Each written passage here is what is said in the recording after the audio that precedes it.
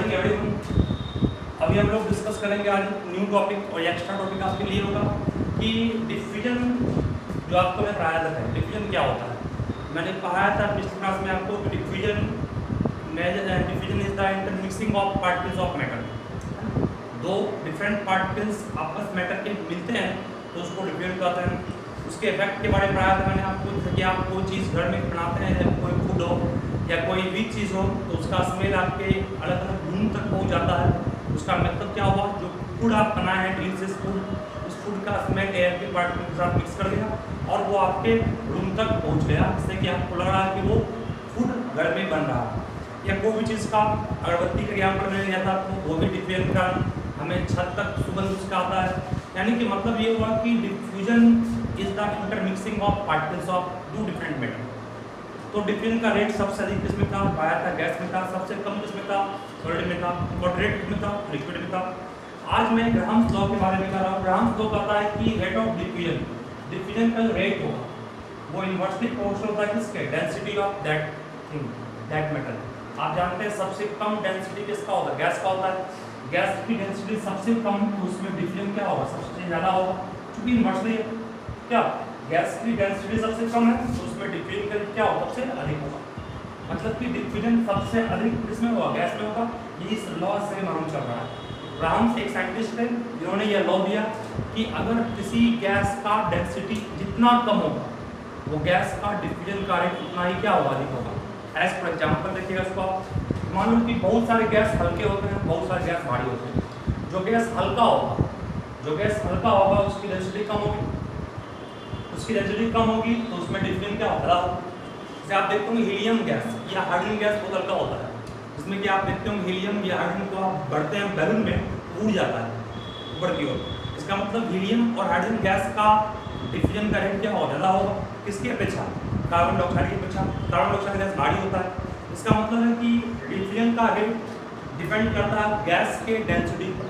जो गैस जितना डेंस होगा, जो गैस की डेंसिटी जितनी अधिक होगी वो गैस में रेट ऑफ डिफ्यूजन उतना कम होगा, और जिस गैस की डेंसिटी जितनी कम होगी उस गैस का डिफ्यूजन बहुत ही ज़्यादा होगा। इसका मतलब ये जो कंडीशन है वो इस बात को स्पष्ट कर रहा है कि diffusion directly depends on, diffusion depends on inversely on the square root of density. इस पर एक दो सवाल भी देख सकते हैं इस तरह से।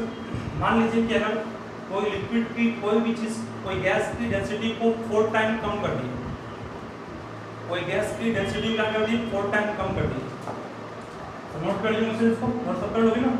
अब मान लीजिए कि किसी गैस की डेंसिटी को 4 टाइम कम कर देंगे, मतलब if density is reduced to 4 times of a gas, तो 4 टाइम घटा दिए, 4 का स्क्वायर रूट क्या होगा, 2। इसका मतलब है देन हम लोग कह सकते हैं क्या, रेट ऑफ डिफ्यूजन जो होगा इज व्हाट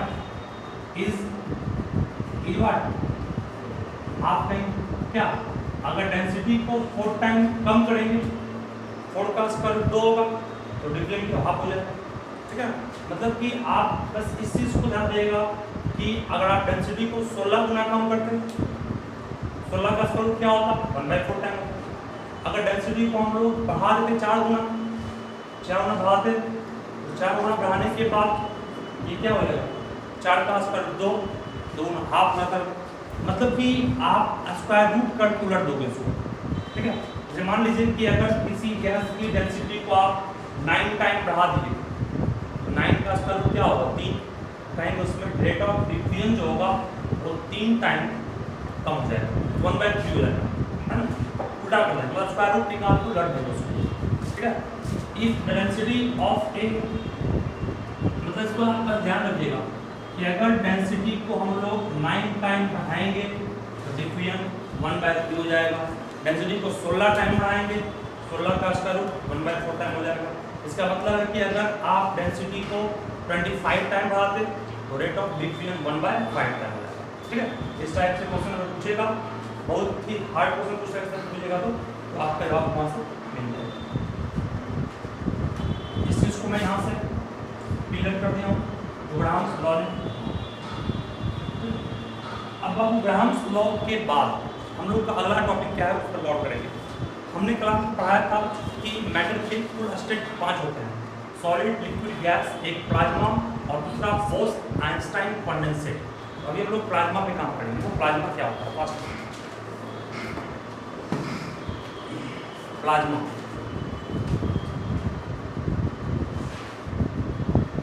प्लाज्मा पे काम करूंगा, उसके बाद काम करूंगा बोस-आइंस्टाइन condensate.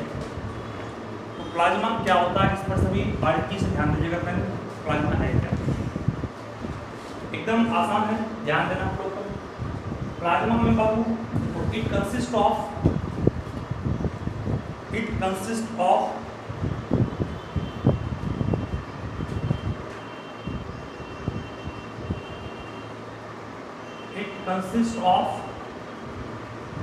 Super energetic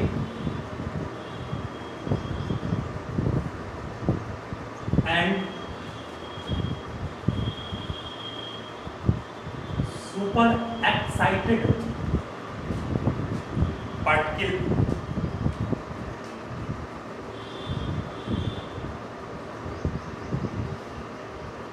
which is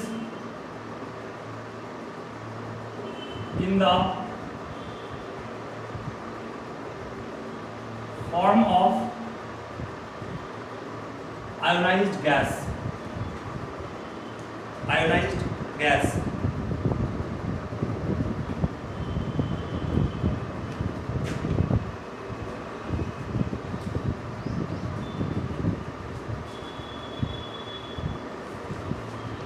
जैसे कि आप ध्यान दीजिएगा, आप देखते होंगे कि बहुत सारे मतलब कि कंट्री में, या आप कह सकते हैं कि जो स्मार्ट सिटी होता है वहाँ पर देखिएगा कि एक स्मार्ट बोर्ड मतलब एक साइन बोर्ड लगा होता है जो ऑलवेज लाइट के कारण अलग अलग रंग में निकल सकते हैं। हर चीज़ का एक साइन बोर्ड लगा होता है, साइन बोर्ड। उस बोर्ड में एडवर्टाइजमेंट यूज करते हैं, एडवर्टाइजमेंट के लिए उस बोर्ड को हम लोग यूज करते हैं। एडवर्टाइजमेंट के लिए हम लोग उस बोर्ड को यूज करते हैं, मतलब प्रचार के लिए उस बोर्ड को यूज करते हैं। उस बोर्ड में इलेक्ट्रिसिटी जो पास करते हैं, करंट देना पड़ता है, मतलब वो लाइन पर काम, इलेक्ट्रिसिटी पर काम करता है। और उस बोर्ड के अंदर एक ट्यूब में एक, जैसे कि हम लोग अगर देखते होंगे आपके मान लो कि आपका घर में दुकान है, दुकान का नाम कुछ होगा बालाजी किराना स्टोर, उसके अंदर एक मरकरी लगा देते हैं तो भी वो बोर्ड रात में चमकता है और लाइट देता है। तो बहुत सारे जगह पर क्या होता है, वो बोर्ड में अंदर मरकरी नहीं बल्कि अंदर में एक गैस को भरते हैं ट्यूब के अंदर, और वो ट्यूब के अंदर जिस गैस को भरते हैं वो गैस आपका इनर्ट गैस होता है। इनर्ट गैस मतलब वो या तो हीलियम होगा या नियोन होगा। इन सारे गैस को भरेंगे इनर्ट गैस। इस इनर्ट गैस को भरने के बाद जब उस गैस से आप इलेक्ट्रिसिटी पास कीजिएगा, करंट पास कीजिएगा, करंट पास करने के बाद जो गैस का पार्टिकल था वो क्या हो गया, एनर्जी प्राप्त किया, तो करंट एनर्जी है। तो जब गैस का पार्टिकल एनर्जी प्राप्त किया तो उस स्टेट को हम लोग कहते हैं क्या, सुपर एनर्जेटिक कहते हैं या सुपर एक्साइटेड कहते हैं। मतलब गैस का पार्टिकल सुपर एनर्जेटिक हो गया या सुपर एक्साइटेड हो गया, जिस कारण से वो ग्लो मतलब क्या, चमकना शुरू कर दिया। हम लोग को लाइट उससे मिलने लगा और वो आपके बोर्ड का प्रचार उससे हो गया आपका दुकान का। सन में भी प्लाज्मा होता है, सन भी ग्लो करता है, स्टार ग्लो करता है, मतलब स्टार या सन ग्लो कर रहा है किस कारण, प्लाज्मा के कारण, वहाँ प्लाज्मा है। मतलब सन और स्टार में भी प्लाज्मा पाया जाता है, इसका प्रमाण पाया गया। मतलब सन ग्लो या star glow due to the presence of plasma. Sun star को आप छोड़ के अगर आप डे लाइफ में बात करें तो आपको मैंने कहा नियोन साइन बल्ब है ना, नियोन साइन बल्ब मतलब नियोन साइन बल्ब का मतलब क्या हुआ, नियोन एक इनर्ट गैस है, इसको जब एक ट्यूब में भर करके आप किसी चीज़ को एडवर्टाइज करते हैं, अलग अलग रंग आपको मिलता है। तो अलग अलग रंग भी डिपेंड करता है जिस पर, नेचर ऑफ गैस पर, मतलब उस ट्यूब के अंदर गैस कैसा बढ़ेगा, मतलब कि different colour of this sign bulb depends on nature of gas. मतलब नेचर ऑफ गैस पर डिपेंड करता है कौन, नेचर ऑफ गैस पर डिपेंड करेगा अलग अलग कलर, मतलब किस किस कलर का होगा वो डिपेंड करेगा आपके नेचर ऑफ गैस पर। गैस आप किस कलर का बढ़ेगा, मतलब गैस का नेचर क्या है, गैस कैसा है। क्योंकि आपका इनर्ट गैस हीलियम भी होता है, नियोन भी होता है, क्रिप्टन भी होता है, ज़ेनॉन भी होता है, हेंडोन भी होता है, ऐसे से आर्गन भी होता है। तो बहुत सारे गैस इनर्ट गैस हैं, उन सारे इनर्ट गैस के नेचर पर डिपेंड करेगा उस साइन बल्ब का करंट। तो मैं आपको फिर बोल रहा हूँ, प्लाज्मा को बनाने के लिए क्या करना पड़ेगा? प्लाज्मा को बनाने के लिए आपको इनर्ट गैस से इलेक्ट्रिसिटी पास करना पड़ेगा। और जब इलेक्ट्रिसिटी पास करेगा तो उस गैस का जो पार्टिकल है वो हाईली इनर्जेटिक हो जाएगा, हाईली एक्साइटेड हो जाएगा। इसको हम लोग सुपर एक्साइटेड या सुपर इनर्जेटिक है। और इस कारण से वो ग्लो मतलब क्या, चमकना शुरू करेगा। और ग्लो करेगा तो आपका वो एडवर्टाइज भी करेगा और अपनी प्रॉपर्टी के कारण अलग अलग रंग प्रोवाइड करेगा। किस कारण से? अलग अलग गैस को यूज करने के कारण। ठीक है, मतलब कि आपका जो साइन बल्ब है, नियॉन बल्ब है, वो ग्लो करेगा किस कारण? तो प्लाज्मा के कारण। उसका रंग डिपेंड करेगा उस पर, नेचर ऑफ गैस पर। गैस आप ऐसा नहीं है, उसके नेचर पर डिपेंड करता है उस ग्लो, उस प्लाज्मा का। ठीक है, ये सारे क्या दिया आपको प्लाज्मा को बनाने के लिए। अब मैं करना बोल दिया मैंने, electricity has to be pass through what? Through the neon gas या हीलियम गैस इट इज। और ऐसा करने से होता क्या है? ऐसा करने से आपका उसके पार्टिकल इनर्जेटिक होते हैं और क्या आयनाइज होते हैं। और आयनाइज और एनर्जेटिक होने के कारण वो ग्लो करना शुरू करता है। और इसका सबसे जीता जाता उदाहरण क्या है? मैंने आपको सन का कहा, स्टार का। सन स्टार में भी क्या होता है? प्लाज्मा का फंक्शन होता है, इसका आपको ग्लो करता है। ठीक है, चलिए इसको अच्छे से ध्यान रखिएगा प्लाज्मा के बारे में। प्लाज्मा के बाद बाबू एक टॉपिक और डिस्कस कर रहा हूँ मैं, तभी ध्यान से इसको समझिएगा अच्छे से। आसान ये भी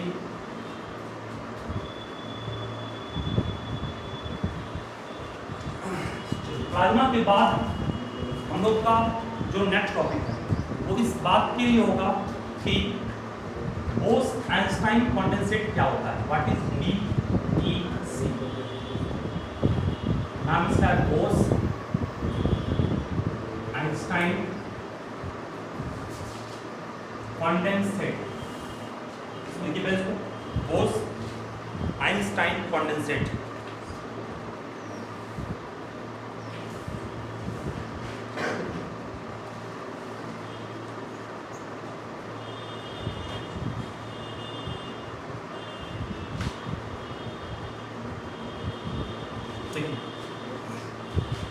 इसमें दो साइंटिस्ट, एक तो आपका बोस, इसको 20 आया, इसे कहते हैं बोस। कौन बोस? सत्येंद्रनाथ बोस। सत्येंद्रनाथ बोस का नाम सब सुने होंगे। सत्येंद्रनाथ बोस जो इंडियन साइंटिस्ट है। और दूसरा कौन थे? दूसरा थे एल्बर्ट आइंस्टीन। ये दोनों के सामूहिक योगदान से इस 5वां स्टेट ऑफ मॉडर्न में कराया। तो बोस आइंस्टाइन नाम इसका पड़ा, मतलब कि ये आपका एक्चुअल में 2001 में आया था, लेकिन इसकी शुरुआत 1920 में किसने की? 1920 में सत्येंद्रनाथ बोस ने की थी और इसको क्लैरिफाई बाद में किया गया था। मतलब कि ये जो हम बोलना चाह रहे हैं इस चीज़ को आप ध्यान से समझिए क्या बोलना चाह रहे हैं। और ये कहना हम चाह रहे हैं कि इस स्टेट ऑफ मैटर को बनाने के लिए सबसे पहले आपको लेना पड़ेगा गैस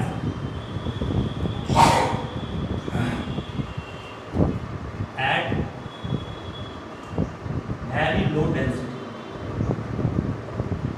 मतलब एक ऐसा गैस जिसकी डेंसिटी बहुत बहुत कम है।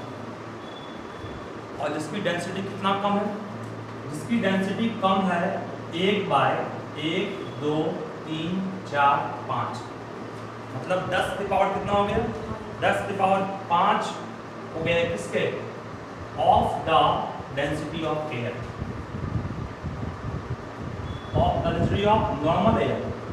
हवा का डेंसिटी तो यूं ही कम है, उससे भी कम डेंसिटी का एक गैस दिया है। मतलब कि you have to take a gas whose density is very very low, मतलब बहुत हल्का गैस है क्या? बहुत हल्का गैस है। मतलब इस चीज़ को बनाने के लिए, मतलब 5वां स्टेप बनाने के लिए आपको एक ऐसे गैस को चूज करना है जिसकी डेंसिटी एयर की डेंसिटी से बहुत बहुत कम है। मतलब कितनी कम है? 1/10⁵ टाइम्स कम है। तो इस गैस को लेने के बाद इस गैस को ठंडा करेंगे, मतलब is cooled, is cooled at, इसको कूल्ड किया गया super low temperature, is cooled eight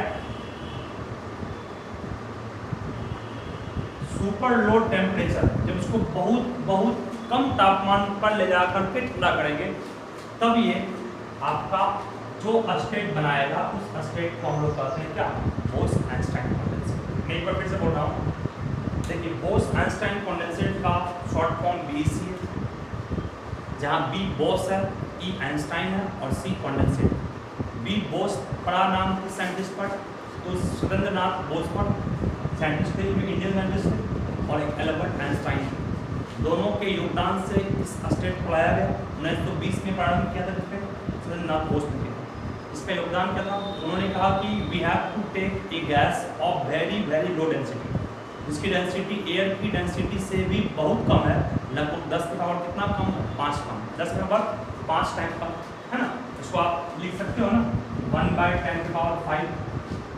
तो इतना कम लेने के बाद एक ऐसा गैस की डेंसिटी एयर की नॉर्मल डेंसिटी से भी 1,00,000 गुना कम है, कोई का बोलेंगे ना 1,00,000 गुना कम है। उस डेंसिटी को जब सुपर कूल्ड किया गया, सुपर कूल्ड मतलब बहुत ज़्यादा ठंडा किया गया, ठंडा किया गया तो वो कंडेंस हो गया। जब कोई चीज़ को ठंडा तो वो कंडेंस होता है, कंडेंस होने के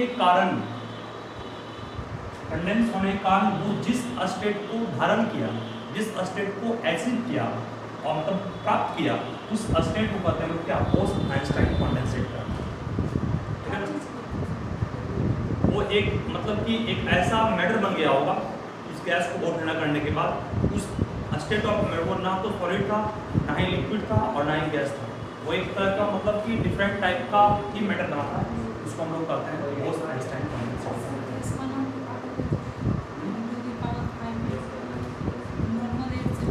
एयर से बहुत कम था, डेंसिटी कम करने के लिए उस पर प्रेशर को रिड्यूस करेंगे, कम करेंगे।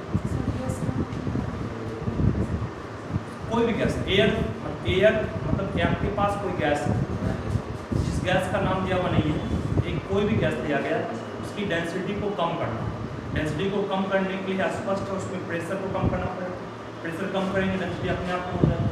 ठीक है, गैस का नेम मेंशन नहीं किया गया है, इसको आप ध्यान रखें। ये हम लोग जो कहा ये भी एक्स्ट्रा था, BAC किस तरह से बनता है, सर इसको ध्यान से देखिएगा। ठीक है, और दिक्कत कहीं भी होगा तो बताइएगा कि लोगों को, और जिस तापमान पे कम होती है उसको सुपर लो टेम्परेचर कहते हैं, इसकी भी आप जानकारी रखिएगा पास में। इसके बाद आप फिर हम लोग के पास जो अगला टॉपिक है उसको मैं डिस्कस कर रहा हूँ। आप लोग जो टेम्परेचर को मापते हैं, टेम्परेचर को मापा जाता है 3 स्केल में। पहला तो आप सभी जानते हैं डिग्री सेल्सियस मापते हैं, दूसरा डिग्री फ़ारेनहाइट में और तीसरा मापते हैं केल्विन में। डिग्री सेल्सियस, फ़ारेनहाइट और केल्विन।